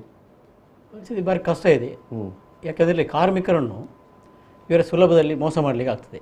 ಇವತ್ತು ಕಾರ್ಮಿಕರು ಒಗ್ಗಟ್ಟಾಗಿ ಬೇಡಿಕೆ ಇಟ್ಟು ಹೋರಾಟ ಮಾಡ್ತಿದ್ದಾರೆ. ಆ ಹೋರಾಟ ಈಗ ಸ್ಥಗಿತ ಆಗ್ತದೆ ಇದರಿಂದಾಗಿ. ಐಕ್ಯತೆ ಕೊರತೆ ಆಗ್ತದೆ. ಇವತ್ತು ನೋಡಿದೆ ಮೋಹನ್ ಭಾಗವತ್, ಇನ್ನು 8 ವರ್ಷದಲ್ಲಿ ನಮ್ಮ ಅಜೆಂಡಾ 8-10 ವರ್ಷ ಬೇಕು ಅದರಲ್ಲಿ ನಾವು ಮನುವಾದವನ್ನು ಇಡೀ ದೇಶಕ್ಕೆ ತರಲಿಕ್ಕೆ ಅಂತ ಹೇಳ್ತಾರೆ. ಅದು ಪ್ರಯೋಗ ಮಾಡ್ತಾ ಇದ್ದಾರೆ ಅವರು. ಅದಕ್ಕಾಗಿ ಇವತ್ತು ಕಾರ್ಮಿಕರನ್ನು ವಿಭಜನೆ ಮಾಡೋದು, ಐಕ್ಯತೆಯನ್ನು ಒಡೆಯುವುದು ಇಲ್ಲದ ಕೆಲಸ ಇದು. ಅದೇ ಹಿಂದೂಗಳು ಇವರು ಹೇಳಿದಾಗೆ ಹಿಂದೂಗಳಿಂದಲೇ ವ್ಯಾಪಾರ ಮಾಡಬೇಕು. ಈಗ ವಕೀಲರು ಕೂಡ ಹಿಂದೂಗಳು ಮುಸ್ಲಿಂ ವಕೀಲರ ಹತ್ರ ಹೋಗಬಾರ್ದು. ಈ ರೀತಿ ಹೋಟ್ಲಿಗೆ ಚಾಗುರ್ಲಿಗೆ ಹೋಗಬಾರ್ದು. ಮೀನು ಮಾರಿ ಆಯಿತು, ಮೀನು ಮಾರಾಟ ಮಾಡಿ ಆಯಿತು, ಎಲ್ಲದು ಆ ರೀತಿಯ ಇದನ್ನು ಜನರನ್ನು ಒಂದು ದಾರಿ ತಪ್ಪಿಸುವ ಕೆಲಸವನ್ನು ಮಾಡೋದು ಬಿಟ್ಟರೆ ಈ ಸರ್ಕಾರ ಯಾವುದು ಕೂಡ ಸಾಮಾನ್ಯರ ಪರವಾಗಿ ಕೆಲಸ ಮಾಡುವಂಥ ಕೆಲಸವನ್ನು ಮಾಡುವುದಿಲ್ಲ. ಎಸ್, ಈಗ ನಾನು ಇನ್ನೊಂದು ಮೇಜರ್ ಮೂಲ ವಿಷಯಕ್ಕೆ ಬರುವಂಥದ್ದು ನಿಮ್ಮ ಹತ್ರ. ಈ ಕಾರ್ಮಿಕರು ಇದನ್ನೆಲ್ಲ ತಲೆಗೆ ಹಾಕಿಕೊಳ್ತಾರ, ನೀನು ಅಲ್ಲಿ ಕೆಲಸಕ್ಕೆ ಹೋಗು, ಇಲ್ಲಿ ಕೆಲಸಕ್ಕೆ ಹೋಗಬಾರ್ದು ಅಂತ ಹೇಳಿದ್ರೆ ಇವರು ಏನೋ ಒಂದು ಜನ ಬಂದು ಬುಬೆ ಹೊಡೆದ್ರೆ. ಇವತ್ತು ಈ ಧರ್ಮದ ಅಪೀಮು ಕೆಲವರ ಹತ್ರ ತಲೆಗೆ ಹೋಗಿದೆ, ಅಂಥವ್ರಿಗೆ ಸ್ವಲ್ಪ ಕಿವಿ ಕೊಡ್ತಾರೆ, ಅವರಿಗೆ ಅರ್ಥ ಆಗುವ ಸ್ವಲ್ಪ ದಿವಸ ಹೋಗ್ತದೆ. ಆದರೆ ಹೆಚ್ಚಿನ ಕಾರ್ಮಿಕರಿಗೆ ಅದು ಈ ಮೊದಲಿನ ಥರದ ಕಾರ್ಮಿಕರು ಇಲ್ಲ. ಹೋರಾಟ ಚಳವಳಿಯಲ್ಲಿ ಭಾಗವಹಿಸಿ ಇವತ್ತು ಎಲ್ಲ ಸೌಲಭ್ಯ ಪಡೆದಂಥ ಕಾರ್ಮಿಕರು ಇವತ್ತು ಆ ಹೋರಾಟ ನಡೆಸಿದವರು ಈಗ ಇಲ್ಲ. ಹೊಸ ಕಾರ್ಮಿಕ ಜನರೇಷನ್ ಬಂದಿದೆ, ಅವರಿಗೆ ನಿಜವಾಗಿ ಇವರಿಗೆ ಹೇಗೆ ಎಲ್ಲ ಕಾನೂನು ಬಂದಿದೆ. ಈಗ 8 ಗಂಟೆ ಕೆಲಸವನ್ನು 10 ಗಂಟೆ ಮಾಡಿದ್ದು, 12 ಗಂಟೆ ಮಾಡಿದ್ದು ಇದೇ BJP ಸರ್ಕಾರ, ನರೇಂದ್ರ ಮೋದಿ ಸರ್ಕಾರ, ಯಡಿಯೂರಪ್ಪನ ಸರ್ಕಾರ. ಇದು ಇವರಿಗೆ ಗೊತ್ತಿಲ್ಲ. ಇವತ್ತಿನ ಜನ್ರೇಷನ್ಗೆ ಇವತ್ತು 8 ಗಂಟೆ ಕೆಲಸಕ್ಕೆ ಮೇ ದಿನಾಚರಣೆ ಅಂತ ಹೇಳಿದರೆ 8 ಗಂಟೆ ಕೆಲಸಕ್ಕಾಗಿ ಅಮೆರಿಕದ ಚಿಕಾಗೋ ನಗರದಲ್ಲಿ ಹೋರಾಟ ಮಾಡಿ ಜಗತ್ತಿಗೆ 8 ಗಂಟೆ ಕೆಲಸವನ್ನು ಅವತ್ತು ಇದೇ ನರೇಂದ್ರ ಮೋದಿ ಸರ್ಕಾರ ಏನು 10 ಗಂಟೆಗೆ ಮಾಡಿದ್ದು. ಕರ್ನಾಟಕದಲ್ಲಿ ಜೋರು ಹೋರಾಟ ಚಳವಳಿ ಆದಾಗ 10 ಗಂಟೆಗೆ ಮಾಡಿದರು. ಯಾರು ಮಾಡಿದ್ದು? BJP ಅಲ್ಲ, ಇದೇ ಸಂಘ ಪರಿವಾರ ಸರ್ಕಾರ. ಸಂಘ ಪರಿವಾರ ಸರ್ಕಾರ ಮೇಲುಜಾತಿಯ ಬ್ರಾಹ್ಮಣ ಸಾಯಿಗಳ ಒಂದು ಯೋಜನೆ ಜಾರಿ ಮಾಡಿದ ಬಿಟ್ಟು ಕಾರ್ಮಿಕರ ಪರವಾಗಿ, ರೈತರ ಪರವಾಗಿ, ಜನಸಾಮಾನ್ಯರ ಪರವಾಗಿ ಯಾವತ್ತೇ ಕೂಡ ಈ ಸಂಘ ಪರಿವಾರ ಸರ್ಕಾರ, BJP ಸರ್ಕಾರ ಮಾಡಲಿಕ್ಕೆ ಮಾಡುವುದಿಲ್ಲ. ಅದು ನಮಗೆ ಗೊತ್ತಿದೆ. ನಮಗೆ ಇವರು ಯಾರ ಪರ ಕೆಲಸ ಮಾಡ್ತಾರೆ ಅಂತ ನಮಗೆ ಗೊತ್ತಿದೆ. ಆದರೆ ನಿಜವಾಗಿ ಇವತ್ತು ಕಾರ್ಮಿಕ ವರ್ಗದಲ್ಲಿ ಅಂಥ ತಿಳುವಳಿಕೆ ಕೊರತೆ ಇದೆ.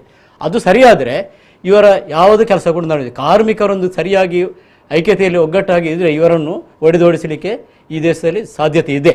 Yes yes yes thank you Ramana. ನಾನು ಈ ಮಾತುಕತೆಯಲ್ಲಿ ನಮಗೆ ಪ್ಯಾನಲ್ಗೆ ರಾಜಾ ಚಂಟಿಮಾರ್ ಅವರು ಜಾಯ್ನ್ ಆಗ್ತಾರೆ.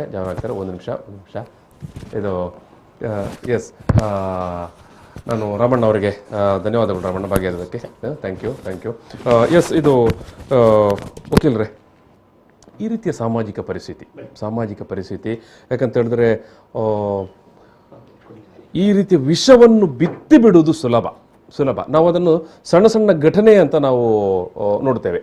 ಸಣ್ಣ ಘಟನೆ, ಎಲ್ಲೋ ಒಂದು ಉಡುಪಿಯಲ್ಲೇ ಆಯಿತು ಅಂತ, ಏನೋ ಅಲ್ಲಿ ಧಾರವಾಡದಲ್ಲಿ ಕಲ್ಲಂಗಡಿ ಮಾರ್ತಾ ಇದ್ದವನಿಗೆ ಹೊಡೆದ್ರು, ಇನ್ನೆಲ್ಲೋ ಜಾತ್ರೆ ಆದ ಅಲ್ಲಿ ಏನು ಬಹಿಷ್ಕಾರ ಮಾಡಿದರು ಅಂತ ಸಣ್ಣ ಘಟನೆಯಾಗಿ ನೋಡ್ತೇವೆ. ಆದರೆ ಇದು ಇಂಪ್ಯಾಕ್ಟ್, ಇದರ ಪರಿಣಾಮ ಒಟ್ಟು ಸಮಾಜದಲ್ಲಿ ಭಾರಿ ತೀವ್ರವಾಗಿ, ಯಾಕಂತ ಹೇಳಿದ್ರೆ ಒಂದು ಮಾತಿದೆ ಅಲ್ಲ, ಯಾವುದೇ ಕೆಟ್ಟ ವಿಚಾರಗಳು ಭಾರಿ ವೇಗವಾಗಿ ಜನರ ನಡುವೆ ಸ್ಪ್ರೆಡ್ ಆಗುತ್ತೆ ಅಂತ. ಸೊ ಈ ರೀತಿಯ ವಿಚಾರಗಳು ಈಗಾಗಲೇ ನಮ್ಮ ಅನುಭವಕ್ಕೆ ಬಂದ, ನಮ್ಮ ಏನು ಕಳೆದ 2.5 ತಿಂಗಳು ಅಥವಾ 3 ತಿಂಗಳಲ್ಲಿ ನಮ್ಮ ಅನುಭವಕ್ಕೆ ಬಂದ ನೆಲೆಯಲ್ಲಿ ನಾವು ನೋಡುವಾಗ ಒಂದು ಇಡೀ ಕೋಮು ಧ್ರುವೀಕರಣ ಏನು ಎಜೆಂಡಾ ಇಟ್ಟುಕೊಂಡು ಮಾಡಿದ್ರು ಅದು ಭಾರಿ ಯಶಸ್ವಿಯಾದಾಗೆ ಕಾಣ್ತಾ ಉಂಟು. ಸೊ ಇದನ್ನು ರಿಪೇರಿ ಮಾಡಬೇಕಲ್ಲ, ಹೇಗೆ ಏನು ಅಂತ. ಇದು ಅಂತ BT ದಿಗ್ಗಜರಾಗಿರುವಂಥ ಕಿರಣ್ ಮಜುಮ್ದಾರ್ ಶಾನೇ ಹೇಳಿದರು, ಮುಖ್ಯಮಂತ್ರಿಗಳೇ ಮಾತಾಡಿ ಏನಾದರೂ ಮಾಡಿ, ಜಗತ್ತಿನಲ್ಲಿ ನಾವು IT ಕ್ಷೇತ್ರದ ನಾಯಕತ್ವವನ್ನು ಕಳೆದುಕೊಳ್ಳುವಂಥ ಪರಿಸ್ಥಿತಿ ಬರುತ್ತೆ ಅಂತ. ಇಲ್ಲ, ಪ್ರಜಾಪ್ರಭುತ್ವದಲ್ಲಿ ಏನಾಗುತ್ತೆ ಅಂದರೆ, ಪ್ರಜೆಗಳಿಂದ ಆಯ್ಕೆ ಮಾಡಲ್ಪಟ್ಟ ಸರ್ಕಾರದಲ್ಲಿ ಒಂದು ವಿರೋಧ ಪಕ್ಷ ಮತ್ತು ಆಡಳಿತ ಪಕ್ಷ ಇರುತ್ತೆ. ಇಲ್ಲಿ ನಮ್ಮಲ್ಲಿ ಏನಾಗಿದೆ, ರಾಜಕೀಯ ಪಕ್ಷಗಳು ತುಂಬಾ ರಾಜಕೀಯ ಪಕ್ಷ ಇದೆ. ಆ ಕಡೆ JDS ಇದೆ, ಈ ಕಡೆ CPM ಇದೆ, ಅಂಡ್ ಕಾಂಗ್ರೆಸ್ ಇದೆ. ನೇರವಾಗಿ ಪ್ರಬಲವಾಗಿರುವಂತ ಪಕ್ಷ ಯಾವುದು? ಕಾಂಗ್ರೆಸ್. ಅದರ ಜೊತೆಗಿರುವಂತದ್ದು JDS. ಇಲ್ಲಿ ಎರಡು ಪಕ್ಷಗಳು ಒಂದು ರೀತಿಯಲ್ಲಿ, ಒಂದು ಬಿಟ್ಟರು ಒಂದು. ಯಾವುದೇ ನಮ್ಮ ಜೊತೆಗೆ ಪ್ಯಾನಲ್ಗೆ ಜಾಯ್ನ್ ಆದಂಥ ರಾಜಾ ಚಂಟಿಮಾರ್ ಅವರಿಗೆ welcome to the show sir, ನಮಸ್ಕಾರ. ಎಸ್, ಯಾವುದೇ ರಾಜಕೀಯ ವ್ಯವಸ್ಥೆಯಲ್ಲಿ ಸಂವಿಧಾನಕ್ಕೆ ವಿರುದ್ಧವಾಗಿ ಅಥವಾ ಯಾವುದೇ ವ್ಯವಸ್ಥೆಯಲ್ಲಿ ಹಾಳಾಗ್ತಾ ಹೋದಾಗ ಅದನ್ನು ವಿರೋಧಿಸಬೇಕಾದವರು ಜನಗಳಿಗೆ ತಿಳುವಳಿಕೆ ನೀಡಬೇಕಾದ ವಿರೋಧ ಪಕ್ಷದ ಕೆಲಸ. ಆದರೆ ಈ ಏನು ಧರ್ಮದ ಅಫೀಮ್ ಇದೆ, ಅದರ ಮೊದಲೇ ಅದು ಆರಂಭಿಕವಾಗಿ ಏನು ಹಾಕಿದ್ದಾರೆ, ವಿರೋಧ ಪಕ್ಷ ಏನಿದೆ ಅದು ಧರ್ಮ ವಿರೋಧಿ ಅನ್ನೋದ ಒಂದು ಆರೋಪ ಏನಿದೆ, ಅದನ್ನು ಜನರು ನಂಬಿ ಹೋಗಿದ್ದಾರೆ. ಈ ಜನರು ನಂಬಿ ಹೋಗಿದ್ದ ಕಾರಣ ವಿರೋಧ ಪಕ್ಷ ಕೂಡ ಒಂದು ಕಡೆಯಲ್ಲಿ ವಿಫಲ ಆಗ್ತಾ ಇದೆ. ಒಂದು ಕಡೆ ವಿರೋಧ ಪಕ್ಷವಾಗಿ ಕೆಲಸ ಮಾಡ್ತಾ ಇಲ್ವೋ, ಅದು ಇದೆ ಅಥವಾ ವಿರೋಧ ಪಕ್ಷ ಇದೆಯೋ ಅನ್ನೋದು ಕೂಡ ಡೌಟ್ ಬರ್ತಾ ಇದೆ. ಇನ್ನೊಂದು ಕಡೆ ವಿರೋಧ ಪಕ್ಷ ಏನು ಈ ಧರ್ಮದ ಅಫೀಮನ್ನು ನಿಲ್ಲಿಸ್ಬೇಕಾ ಆ ಪ್ರಯತ್ನವನ್ನು ಮಾಡಿಲ್ಲ ಅಂತಲೇ ನಾವು ಆಪಾದನೆ ಮಾಡಬೇಕಾಗಿದೆ. ಆ ಕಾರಣ ಒಂದು ವಿರೋಧ ಪಕ್ಷವಾಗಿ, ಒಂದು ಪ್ರತಿಪಕ್ಷವಾಗಿ, ಎಸ್, ಅದು ಜನರ ಹಿತವನ್ನು ಕಾಯುವ ನಿಟ್ಟಿನಲ್ಲಿ ಏನ್ ಮಾಡಬೇಕಾಗಿತ್ತು ಅದು ಮಾಡಿಲ್ಲ ಅಂತ ಹೇಳಬೇಕಾಗುತ್ತೆ. ಈಗ ಇಷ್ಟೆಲ್ಲ ಆಗ್ತಾ ಇದೆ. ಆಗ್ತಾ ಇದ್ದಾಗ ಧೈರ್ಯದಿಂದಾಗಿ ಈ ಕಾಂಗ್ರೆಸ್ ಕೂಡ ಏನ್ ನೋಡ್ತಿದೆ ಅಂದ್ರೆ, ನಾನು ಹಿಜಾಬ್ ವಿಚಾರ ಬಂದಾಗ ಏನಾದ್ರು ಪ್ರತಿಕ್ರಿಯಿಸಿದ್ರೆ ನಮ್ಮ ಹಿಂದೂಗಳ ಓಟು ಏನೋ ಹಾಳಾಗತ್ತೆ ಅಂತ ನೋಡ್ತಾರೆ. ಅಥವಾ ಈ ರೀತಿ ವ್ಯಾಪಾರದ ವಿಚಾರಕ್ಕೆ ಬಂದಾಗ, ಹಲಾಲ್ನ ವಿಚಾರಕ್ಕೆ ಬಂದಾಗ ಕಾಂಗ್ರೆಸ್ ಅದನ್ನು ಸಿದ್ದರಾಮಯ್ಯ ಅವರವರು ಒಂದೆರಡು ಹೇಳಿಕೆ ಬಿಟ್ರೆ ಬೇರೆ ಯಾರು ಹೇಳಲಿಕ್ಕೆ ಬಂದಿಲ್ಲ. ಅಥವಾ ಸಿದ್ದರಾಮಯ್ಯ ಅವರು ಹೇಳಿದಾಗ ಅವರ ಜೊತೆ ದನಿಗೂಡಿಸೋದು ಕಡಿಮೆ. ಕೆಲವೊಮ್ಮೆ ಅವರು ಏಕಾಂಗಿ ಅವರು ಏಕಾಂಗಿ ಆಗಿದ್ದಾರೋ ಅನಿಸ್ತದೆ. ರಾಹುಲ್ ಗಾಂಧಿ ಹೇಳಿದಾಗ ಅವರ ಜೊತೆ ದನಿಗೂಡಿಸುವಂಥದ್ದು ಮಾಡಿಲ್ಲ. ಅಥವಾ ಈ ಒಂದು ಅಫೀಮ್ ಏನಿದೆ ಅದನ್ನು ನಿಲ್ಲಿಸಲಿಕ್ಕೆ ಜನರನ್ನ ಎಬ್ಬಿಸಿ ಪ್ರತಿ ಜಿಲ್ಲಾ ಮಟ್ಟದಲ್ಲಿ, ತಾಲೂಕು ಮಟ್ಟದಲ್ಲಿ ಪ್ರತಿಭಟನೆಗಳು ಆಗಿದ್ಯಾ? ಎಲ್ಲೋ ಒಂದು ಕಡೆ ಆಗಿ ಎಲ್ಲೋ ಒಂದು ಕಡೆ ಮೀಟಿಂಗ್ ಮಾಡಿ ಬಿಡ್ತಾರೆ. ಇದು ವಿರೋಧ ಪಕ್ಷದ ಕೆಲಸ ಅಲ್ಲ. ವಿರೋಧ ಪಕ್ಷಕ್ಕೆ ಇದು ಸರಿ ಕಂಡಿಲ್ಲ ಅಂತ ಇದ್ರೆ ವಿರೋಧ ಪಕ್ಷದ ನೆಲೆಯಲ್ಲಿ ಜನರನ್ನು ಉಳಿಸ್ಲಿಕ್ಕೆ ಫಸ್ಟ್ ನೋಡ್ಬೇಕು. ಈಗ ಆಡಳಿತ ನೆಕ್ಸ್ಟ್. ಈಗ ವಕೀಲರೇ, ಈಗ ವಿರೋಧ ಪಕ್ಷದವರೇ ಈ ವಿಚಾರಗಳ ಬಗ್ಗೆ ಏನಾದರೂ ನೀವು ಹೇಳಿದಾಗೆ ಏನಾದರೂ ಮಾತಾಡಿದರೆ ಅವರಿಗೆ ಕಾಡುವಂತ ಭಯ, ತಮ್ಮ ವೋಟ್ ಬ್ಯಾಂಕ್. ಈಗ ಇನ್ನೊಂದು ಜೊತೆಗೆ ಆಗುವಂಥದ್ದು, ಈ ಪ್ರತಿಪಕ್ಷದವರು ಏನೇ ಮಾತಾಡಿದ್ರು ಎಲ್ಲ ವಿಚಾರಗಳ ಬಗ್ಗೆ ನೇರವಾಗಿ ಬಿಜೆಪಿಯವರದವರಿಗೆ ಲೇಬಲ್ ಧರ್ಮದ್ರೋಹಿಗಳು ಅಂತ. ಅಲ್ಲ, ಈಗ ಒಬ್ಬ ಹೇಳ್ತಾನೆ, ಹೇಳಲಿಕ್ಕೆ ಅದು ನಂಬುವವರು ಹೇಗಿದ್ದಾನೆ ಅಂತ ಹೇಳ್ತಾರೆ. ನಂಬುವಂತ ಜನಗಳು ಕೂಡ ಅಂತವರಾದ್ರೆ ಏನು ಮಾಡ್ಲಿಕ್ಕೆ ಆಗೋದಿಲ್ಲ. ಆದ್ರೆ ವಿರೋಧ ಪಕ್ಷಗಳು ನಾವು ಹೇಳುವಂಥದ್ದು ನಂಬೇ ನಂಬಿತಾನೆಗೆ ನಾಳೆ ಕಾಂಗ್ರೆಸ್ ಅನ್ನ ಅಧಿಕಾರಿಗೆ ತರುವುದಿಲ್ಲ. ಈ ರೀತಿ ಇದ್ದಾಗ ಕನಿಷ್ಠ ಕಾಂಗ್ರೆಸ್ ಪಕ್ಷ ಏನ್ ಮಾಡಬೇಕಿತ್ತು? ಸೈದ್ಧಾಂತಿಕವಾಗಿ ನಾವು ಹೀಗಿದ್ದೇವೆ, ಸೆಕ್ಯುಲರಿಸಮ್ ಅನ್ನು ಹೀಗೆ ಅಂತ ಹೇಳಿ ಆಯ್ತು, ಒಂದು 10 ವರ್ಷ ಈ ಸೆಕ್ಯುಲರ್ ವಿಚಾರದಲ್ಲೇ ಡೆಡಿಕೇಟ್ ಮಾಡ್ಕೊಳ್ಳಿ. ಆದರೆ ಈ ಅಫೀಮ್ ಏನಿದೆ 100 ವರ್ಷ ಹೋದ್ರೆ ಇಲ್ಲಿ ಜನಗಳು ಉಳಿಲಿಕ್ಕಿಲ್ಲ. ಈ ಅಫೀಮು ಇನ್ನಷ್ಟು ಜಾಸ್ತಿ ಆದಾಗ ಇಲ್ಲಿ ಜನ ಉಳಿತಾರ ಅನ್ನೋದು ನಾವು ಪ್ರಶ್ನೆ ಮಾಡಬೇಕಾಗತ್ತೆ. ಕನಿಷ್ಠ ವಿರೋಧ ಪಕ್ಷಗಳು ಈ ಕೆಲಸಗಳನ್ನು ಮಾಡಬೇಕು. ಕನಿಷ್ಠ 1-2 ಬಾರಿ ಏನು ನಮ್ಮ ಯಾರು ಕುಮಾರಸ್ವಾಮಿ ಅವರು ಮಾತನಾಡಿದರು. ಆ ನಂತರ ಅವರ ಪಕ್ಷದ ವತಿಯಿಂದ ಏನಾಗಿದೆ, ಜಿಲ್ಲಾ ಮಟ್ಟದ ಅವರು ರಾಜ್ಯದಾದ್ಯಂತ ಕಾರ್ಯಕರ್ತರಿದ್ದಾರೆ, ಅವರ ಮಟ್ಟದಲ್ಲಿ ಏನಾಗಿದೆ, ಪ್ರತಿಭಟಿಸಿದಾರ, ಮಾತಾಡಿದಾರ? ಸಾಂಘಿಕವಾಗಿ ಸೈದ್ಧಾಂತಿಕವಾಗಿ ಯಾವುದನ್ನು ಮಾಡಿಲ್ಲ. ಕೇವಲ 1-2 ಮಾತು ಹಾಡಿದ್ದಾರೆ, ಬಿಟ್ಟಿದ್ದಾರೆ. ಇಲ್ಲಿ ಮಾಧ್ಯಮದವರು ತಪ್ಪಿದೆ. ಯಾರೋ ಒಬ್ಬ ಬೀದಿಯಲ್ಲಿ ಹೇಳ್ತಾನೆ ಅವನನ್ನೇ ಹಿಂದೂ ನಾಯಕ, ಅವನನ್ನು ಹಿಂದೂ ನಾಯಕರದೇ ಮುಸ್ಲಿಂ ನಾಯಕ, ಅವನೇ ಇಡೀ ಮುಸ್ಲಿಂ ಸಮುದಾಯದ ಅಂತ ಪ್ರತಿನಿಧಿ. ಈಗ ಸಮುದಾಯದ ಪ್ರತಿನಿಧಿ ಅಂತ ಘೋಷಿಸಿಕೊಳ್ಳೋದು ಅದು ಪತ್ರಿಕಾ ಧರ್ಮ ಅಲ್ಲ. ಈಗ ಯಾವುದೇ ಮಾಧ್ಯಮದಲ್ಲಿ ಇಲ್ಲಿ ಇಡೀ ಒಂದು ಕೋಮು ಇದಕ್ಕೆ ಕಾರಣ ಬೀಳಬೇಕಾದ್ರೆ ಈಗ ಕಾಂಗ್ರೆಸ್ನವರ ಪ್ರತಿಪಕ್ಷದವರು ಎಲ್ಲಿ ನೋಡ್ತಾರೆ, ಪತ್ರಿಕೆಯಲ್ಲಿ ಏನು ಬರ್ತದೆ ನೋಡ್ತಾರೆ. ರಾಜಕೀಯ ಪಕ್ಷದವರು ಬೇಳೆ ಬೇಯಿಸಿಕೊಳ್ಳೋದು ಏನಂದ್ರೆ ಎಲ್ಲಿ ಮೆಜಾರಿಟಿ ಇದೆ ಆ ಕಡೆ ವಾಯುಬೇಕು. ಯಾಕೆಂದ್ರೆ ಅಧಿಕಾರ ಬರಬೇಕು. ನಮ್ಮ ಪತ್ರಿಕಾ ಧರ್ಮ ಹೇಗೆ ಸಮಾಜ ಸ್ವಾಸ್ಥ್ಯವನ್ನು ಕಾಪಾಡಿಕೊಳ್ಳುವ ಪತ್ರಿಕಾ ಧರ್ಮದವರು, ಅಧಿಕಾರದ ಸ್ವಾಸ್ಥ್ಯವನ್ನು ನೋಡಿಕೊಳ್ಳುವ ರಾಜಕಾರಣಿ. ಇಷ್ಟೇ ಈ ಎರಡರಲ್ಲಿ ಆಗುವಂತ ಏನು ಕಲುಷಿತ ವಾತಾವರಣದಿಂದ ಈ ಒಂದು ಸಂದರ್ಭಕ್ಕೆ ನಾಂದಿಯಾಗಿದೆ. ಎಸ್, ಇದು ರಾಜಾ ಅವರೇ, ಈಗ ನೀವು ಕೂಡ ಒಂದು ವ್ಯವಹಾರ ಕ್ಷೇತ್ರದಲ್ಲಿ ಇರುವವರು, ಧರ್ಮ ನೋಡಿಕೊಂಡು ನಿಮ್ಮಲ್ಲಿಗೆ ಬಂದರೆ ಅಥವಾ ನಿಮ್ಮ ಗ್ರಾಹಕರು ಇಂಥ ಧರ್ಮದವರೇ ಬರಬೇಕಂತ ನೀವು ನಿರೀಕ್ಷೆ ಮಾಡ್ತೀರಾ? ಇಲ್ಲ ನೋಡಿ, ನಮ್ಮ ದೇಶದಲ್ಲಿ 29 ರಾಜ್ಯ ಇದೆ. ಆ 29 ರಾಜ್ಯದಲ್ಲಿ ಅದರ ಕೇಂದ್ರ ಒಳಪಟ್ಟಿತ್ತು. ಈ ಕೇಂದ್ರ ಆಗಲಿ ರಾಜ್ಯ ಆಗಲಿ ಯಾವುದೇ ಸರ್ಕಾರ ಆಳಿದ್ರು ಈ ಪ್ರಜೆಗಳಂತಿದ್ವಲ್ಲ, ನಾವು ವಿರೋಧ ಪಕ್ಷದಲ್ಲಿ ಇರಬೇಕು. ಪ್ರಜೆಗಳು ವಿರೋಧ ಪಕ್ಷದಲ್ಲಿರಬೇಕು. ಆ ವಿರೋಧ ಪಕ್ಷ ಇದಾರಲ್ಲ ಅವರಿಗಿಂತ ಇವರು ಮುಖ್ಯ, ಪ್ರಜೆಗಳು ಮುಖ್ಯ. ಈ ವಿರೋಧ ಪಕ್ಷದಲ್ಲಿ ಇದ್ದವರು ನಾವು ಜನಗಳ ಎಲ್ಲ ಪ್ರಜೆಗಳು ಏನು ಮಾಡ್ಬೇಕಂತ ಹೇಳಿದರೆ, ನೋಡಿ ನಮ್ಮ ದೇಶ ಇರ್ಬೋದು 29 ರಾಜ್ಯದಲ್ಲಿ, ಆ ರಾಜ್ಯದಲ್ಲೇ ಬೇಡ ನಮಗೆ, ನಮ್ಮ ಕರ್ನಾಟಕದಲ್ಲಿ ಕೊಳ್ಳೋಣ. 30% ಜನಗಳಿಗೆ ಮನೆ ಇಲ್ಲ, ಬಡವರಿಗೆ 30% ಬಡವರಿಗೆ ಮನೆ ಇಲ್ಲ. 30-40% ಜನಗಳಿಗೆ ಇನ್ನೂ ಶಿಕ್ಷಣ ಇಲ್ಲ. ಹೌದು. ದಿನದಿಂದ ದಿನಕ್ಕೆ 1 kg ಅಕ್ಕಿಗೆ 2 ರೂಪಾಯಿ 3 ರೂಪಾಯಿ ಜಾಸ್ತಿ. ಬೆಲೆ ಇರ್ತಾ ಇದೆ. 1 ಲೀಟ್ರ್ ಎಣ್ಣೆ ತಗೊಂಡು ಬರೋದಾದ್ರೆ ಅಡುಗೆ ಎಣ್ಣೆ ತಗೊಂಡು ಬರೋದು ₹100 ಇದ್ದ ಎಣ್ಣೆ ಈಗ ₹200 ಆಗಿದೆ. ಎಲ್ಲ ದವಾ ಧಾನ್ಯ ಎಲ್ಲ ಡೈಲಿ.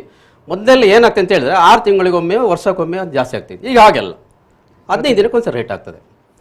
ಪೆಟ್ರೋಲಿನ ಬೆಲೆ ಡೈಲಿ 80 ಪೈಸೆ 90 ಪೈಸೆ. ಅಡುಗೆ ಅನಿಲ ಗ್ಯಾಸ್ ಸಿಲಿಂಡರ್ 1,000 ಬಂದು ನಿಲ್ಲಿದೆ. ಡೀಸೆಲ್ ಅಷ್ಟೇ ಡೈಲಿ 80 ಪೈಸೆ 90 ಪೈಸೆ ಡೈಲಿ ಮಾಡ್ತಿದ್ದಾರೆ. ಆ 5 ರಾಜ್ಯ ಚುನಾವಣೆ ಬಂದಾಗ ನಿಲ್ಲಿಸಿದ್ರು. ಈಗ ಈ ವಿಚಾರ ಯಾಕೆ ಯಾರು ಮಾತಾಡೋದಿಲ್ಲ? ಇನ್ನು ಇದೆ ಪ್ರಶ್ನೆ. ಈಗೆಲ್ಲ ಆಗ್ತಿದೆ. ನಾವು ಪ್ರಜೆಗಳು ಅದರ ವಿರುದ್ಧ ಹೋರಾಟ ಮಾಡಬೇಕು ಹೊರತು ಯಾವುದೋ ಒಂದು ಧರ್ಮದ ವಿರುದ್ಧ ನೀವು ಅಲ್ಲಿ ಹೋಗ್ಬೇಡಿ ಇಲ್ಲಿ ಹೋಗ್ಬೇಡಿ ಇವ್ರಿಗೆ ಹೇಳಲಿಕ್ಕೆ ಹಕ್ಕಿಲ್ಲ. ಯಾರಿಗೆ ಹೇಳ್ತಿದ್ದಾರಲ್ಲ ನೀವು ಅಲ್ಲಿ ಕರೆಸಬಾರ್ದು ಇಲ್ಲಿ ಕರೆಸಬಾರ್ದು. ನಾನೊಂದು ವಾಹನ ವಿಭಾಗದಲ್ಲಿದ್ದೆ ನಾನು. ಈಗ ನಮ್ಮ ಇಲ್ಲಿ ಶೋರೂಮ್ಗಳಿರೋ ಇರೋದೆಲ್ಲ ಹಿಂದೂಗಳದೆ, ಎಲ್ಲ ಹಿಂದೂಗಳದೆ. ಇವರು ಮುಸ್ಲಿಮರು ಬಂದು ಹಿಂದೂಗಳ ಶಾಪಲ್ಲಿ ಕಾರ್ ತಗೊಳ್ಬಾರ್ದು ಅಂತ ಇವ್ರು ಹೇಳ್ತಾರಲ್ಲ, ಅವ್ರು ತಗೊಂಡು ಕಾರೆಲ್ಲ ತಗೊಂಡು ಇವ್ರಿಗೆ ವಾಪಸ್ ಕೊಡೋದಾ? ವಾಪಸ್ ತಂದು ಕೊಡ್ತೀರಾ? ದೊಡ್ಡ ಇನೋವಾ ಎಲ್ಲ ಮುಸ್ಲಿಮರು ತಗೊಳ್ಳೋದು ಒಂದದು. ಹಾಗೆಲ್ಲ ವಾಪಸ್ ತಗೊಂಡು ಕೊಡೋದಾ? ಒಂದದು. ಈ ನೋಡಿ 100% ವೆಹಿಕಲ್ ನಲ್ಲಿ ಹೋಗ್ತಾ ಹೋದಾಗೆ ಟೈರ್ ಪಂಚರ್ ಆಗುತ್ತೆ. ಆಗ ಅಲ್ಲಿ ಅವನು ತಕ್ಷಣಕ್ಕೆ ಕೊಂಡೋಗ್ಬೇಕಲ್ಲ. ಹೌದು, 100% ಜನಗಳಲ್ಲಿ ವೆಹಿಕಲ್ ಇದ್ರೆ ಏನೊಂದು 30% ಶ್ರೀಮಂತರು, 70% ಮಾಧ್ಯಮ ವರ್ಗದವರು ವೆಹಿಕಲ್ ಇರೋರು ಎಲ್ಲರೂ 70%. ಆ ಮಾಧ್ಯಮ ವರ್ಗದ ವೆಹಿಕಲ್ ಲೋನ್ ಮಾಡಿ ಖರೀದಿ ಮಾಡಿರ್ತಾರೆ. ಇವಾಗ ಲಕ್ಸುರಿ ಅಂತಲ್ಲ, ಈಗ ಲಕ್ಸುರಿ ಅಲ್ಲ. ಒಂದು ಕಾಲದಲ್ಲಿ ಅದು ಬಾರಿ ದೊಡ್ಡ ಲಕ್ಸುರಿ, ಐಷಾರಾಮದ ಸಂಕೇತವಾಗಿದೆ. ಈಗ ಜೀವನಾವಶ್ಯಕ ಒಂದು ಅಲ್ಲ. ನಾವು ಆ ಬಿಡಿಭಾಗ, ಅದರ ವಾಹನ ಬಿಡಿಭಾಗ ಒಂದು ನಾವು ಸೆಕೆಂಡ್ ಹ್ಯಾಂಡ್ ಅಂತ ಹೇಳ್ತೀವಿ, ಅದು ಮಾರೋದು ಮುಸ್ಲಿಮನವರೇ. ಹಾಗೆ 70% ಕಾರ್ನೆಲ್ಲ ತಗೊಂಡು ಗುಜರಿ ಕೊಡಬೇಕು. ಯಾಕೆಂದ್ರೆ ಅಲ್ಲಿ ಹೋಗ್ಬಾರ್ದಲ್ಲ ಇವ್ರು ತಗೊಳ್ಳಿಗೆ. ಆ ಬಿಡಿ ಭಾಗ ಉಂಟಲ್ಲ, ಯಾಕೆಂದ್ರೆ ಇವನ್ ಅಲ್ಲಿಂದ ತಗೊಂಡು ಬಂದು ರಿಪೇರಿ ಮಾಡಿ ಒಂದು ಕಾರ್ನಲ್ಲಿ ಹೋಗ್ಬೇಕಂತ ಅವನದರ ಒಂದು ಮನಸ್ಸಿರ್ತದೆ.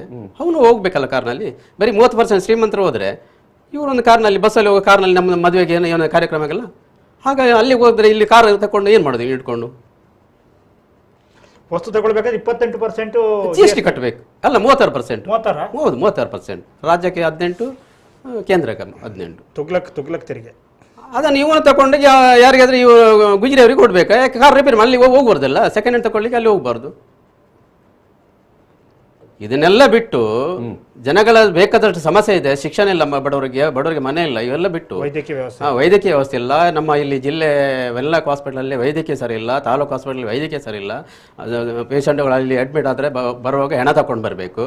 ಖಾಸಗಿ ಹಾಸ್ಪಿಟ್ಲಿಗೆ ಹೋದರೆ ದುಡ್ಡು ಕಟ್ಟಲಿಕ್ಕೆ ಹಣ ಇಲ್ಲ ಅವ್ರ ಹತ್ರ. ಇಷ್ಟೆಲ್ಲ ಸಮಸ್ಯೆ ಉಂಟು. ಅದರ ವಿರುದ್ಧ ಹೋರಾಟ ಮಾಡಿಬಿಟ್ಟು ಯಾವುದೋ ಒಂದು ನೀವು ಅಲ್ಲಿ ಮಾವಿನಕಾಯಿ ತಗೊಳ್ಬೇಡಿ, ಇಲ್ಲಿ ಆ್ಯಪಲ್ ತಗೊಳ್ಬೇಡಿ, ಅಲ್ಲಿ ಅಂಗಡಿಗೆ ಹೋಗಬೇಡಿ ಅಂತ ಹೇಳಿದ್ರೆ ಅದು ಮಾಂಸ ತಗೊಳ್ಬೇಡಿ ಅಂತೇಳಿ ಅದು ಈ ಆಡಳಿತ ವ್ಯವಸ್ಥೆ ದುರಂತ. ಇದು ಅವರ ಬಗ್ಗೆ ಕ್ರಮ ತಗೊಳ್ಬೇಕಿತ್ತು ಸರ್ಕಾರ. ನೋಡಿ, ನಮ್ಮ ರಾಜ್ಯದ ಮುಖ್ಯಮಂತ್ರಿ ಮೌನವಾಗಿದ್ದಾರೆ.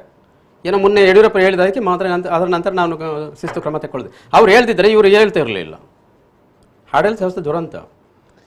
ಇದು ವಕೀಲ್ರೆ ಆಡಳಿತ ವ್ಯವಸ್ಥೆ ಈ ರೀತಿ ಒಂದು ಸಮುದಾಯಕ್ಕೆ ಪರೋಕ್ಷವಾಗಿ ಈ ರೀತಿಯ ಮಾಡ್ತಾ ಹೋದರೆ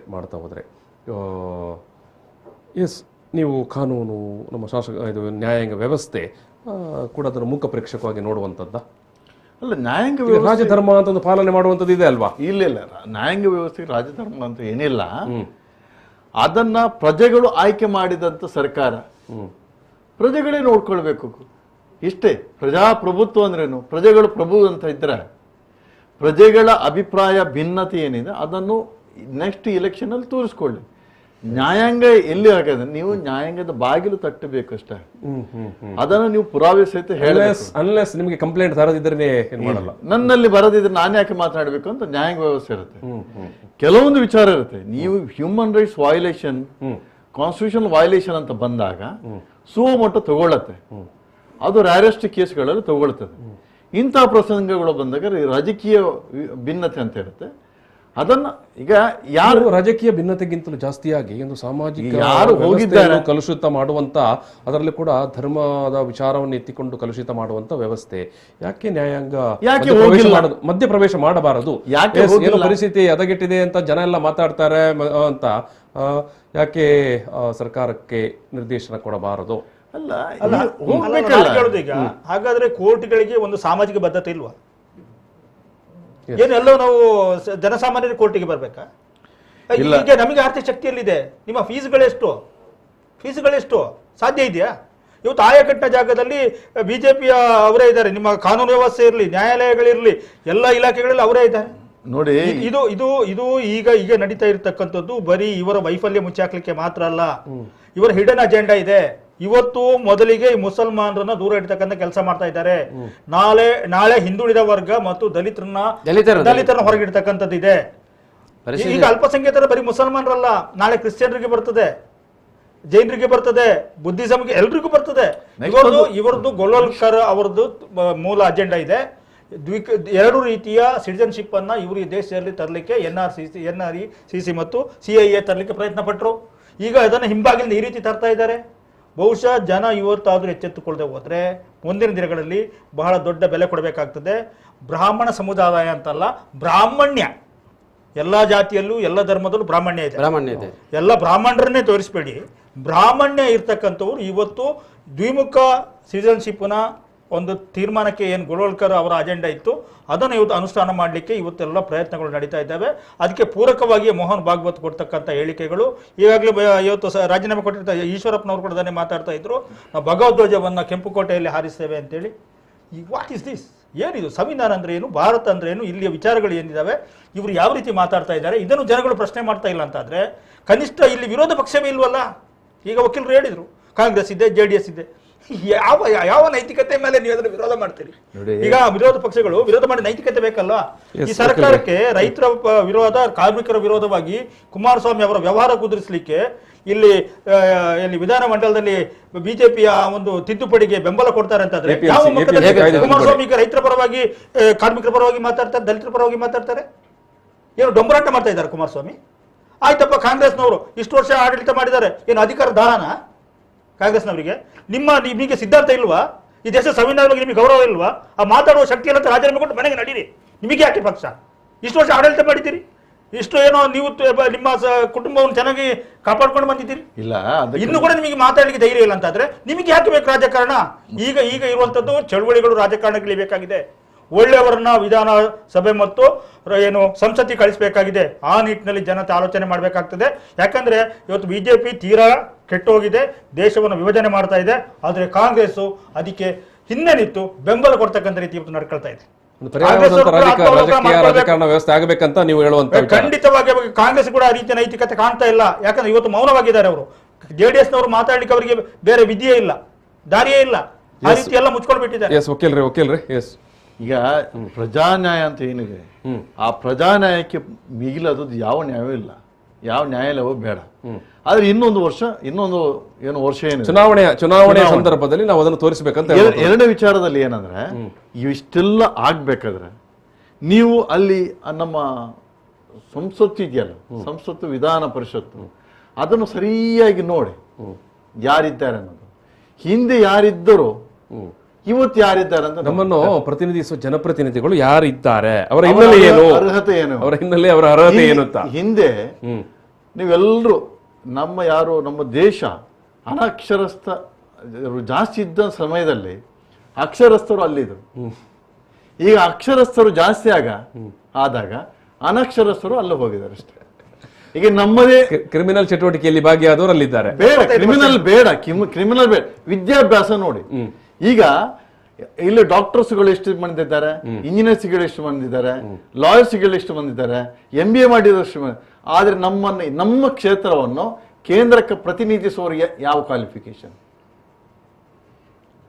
ಅದನ್ನು ಅರ್ಥ ಮಾಡ್ಕೊಳ್ಬೇಕು. ಅಂದ್ರೆ ಅಲ್ಲಿ ಕಾನೂನು ಮಾಡುವಾಗ ಕಾನೂನಿನ ಚೌಕಟ್ಟುಗಳನ್ನು ಅರಿತಿರುವಂತ ವ್ಯಕ್ತಿಗಳು ಬೇಕಾಗುತ್ತೆ. ಅಲ್ಲಿ ನಾನು ಜಿಲ್ಲೆಯನ್ನು ಬೆಂಕಿ ಹಾಕ್ತೇನೆ ಅಂತ ಹೇಳುವವರು ನಮ್ಮ ಪ್ರತಿನಿಧಿಗಳು, ಅಥವಾ ಅಲ್ಲಿ ಜೆಂಡಾ ಹೂರ್ತೇವೆ ಅಂತ ಹೇಳುವವರು ಪ್ರತಿನಿಧಿಗಳು. ಅಲ್ಲಿ ಸಂವಿಧಾನದಲ್ಲಿ ಅವರು ಏನು ಹೇಳಿದ್ದು, ಸಂವಿಧಾನಕ್ಕೆ ವಿರುದ್ಧವಾದ ಹೇಳಿಕೆಯನ್ನು ಕೊಡಬಾರ್ದು. ಅವರು ಕೊಟ್ಟಾಗ ಅವರು ರಾಜೀನಾಮೆ ಕೊಡಬೇಕು. ಹಾಗಾಗಿ ಹಿಂದೆ ಇದ್ದವರೆಲ್ಲ ಒಂದು ಅಟ್ಲೀಸ್ಟ್ ಅವರು ಕಾನೂನುಬದ್ಧವರು, ಕಾನೂನು ಗೊತ್ತಿದ್ದವರು. ನೀವು ಹಿಂದಿನ ಹಿಸ್ಟ್ರಿಯೇ ತೆಗಿರೆ 90% ವಕೀಲರುಗಳಿದ್ದು ನಮ್ಮ ಸಂಸತ್ತಿನಲ್ಲಾದ್ರೆ ವಿಧಾನಸಭೆಯಲ್ಲಾದ್ರೆ. ಸೊ ಹಾಗಾಗಿ ಇಲ್ಲಿ ಒಟ್ಟು ನಮ್ಮ ಅದು ಅವರನ್ನು ಆಯ್ಕೆ ಮಾಡಿದವರು ಯಾರು? ನಮ್ಮ ಜನಗಳು. ಹಿಂದೆ ಅನಕ್ಷರಸ್ಥರು ಆಯ್ಕೆ ಮಾಡಿದ್ದು ಅಕ್ಷರಸ್ಥರು ಆಯ್ಕೆ ಮಾಡೋದು ಅನಕ್ಷರಸ್ಥನ. ಏನಾಗ ಅನುಭವಿಸ್ಬೇಕಷ್ಟೇ. ಎಸ್, ಈಗ ಅನುಭವಿಸಬೇಕು ಅಷ್ಟೇ, ನಾವು ಅನುಭವಿಸಬೇಕು. ಅನುಭವಿಸಲಿಕ್ಕೆ ಆಗದಂತ ಒಂದು ಎಂತ ಕಟ್ಟಿ ಹಾಕಿದಂತ ಸನ್ನಿವೇಶ